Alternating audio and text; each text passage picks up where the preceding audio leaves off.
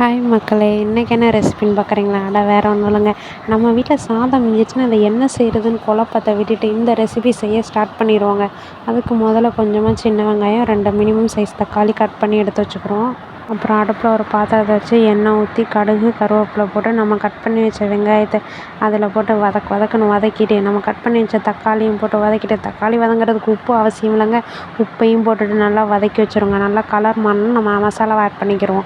1 spoon மிளகாப்பொடி, 1 spoon மல்லிப்பொடி, 1 spoon garam masala, 1 spoon chicken 65 பொடி, எல்லா மசாலாவையும் போட்டு நல்லா வதக்கி வச்சுக்கிறோம். வதங்கின அப்புறம் இதில் ஒரு முட்டையை உடச்சி ஊற்றிடுவாங்க. உடச்ச முட்டையை வதக்கில் தக்காளி வெங்காயத்தோடு ஒட்டணுங்க, ஆனால் பாத்திரத்தோடு ஒட்டக்கூடாதுங்க. அப்படி பக்குவமாக வதக்கிட்டு நம்ம எடுத்து வச்ச சாதத்தை இதில் போட்டு ஒரு பிரட்டிடுவோங்க. பிரட்டின சாப்பாடை தட்டில் வச்சு சாப்பிட்டு பாருங்க. நம்மளுக்கு ஏதுங்க கூட்டு, பொரியலே நம்மளுக்கு தேவையில்லைங்க. நான் சிம்பிளாக அப்பளத்தை வச்சு சாப்பிட்டு முடிச்சிட்டேங்க. செஞ்சது என்னமோ எனக்கு தான், ஆனால் கடைசியில் எல்லோரும் சாப்பிட்டாங்க. ஓகே மக்களை, நீங்கள் ட்ரை பண்ணிட்டு எப்படி இருக்குன்னு கீழே மறக்காமல் கமெண்ட் பண்ணுங்கள். Tata, bye by.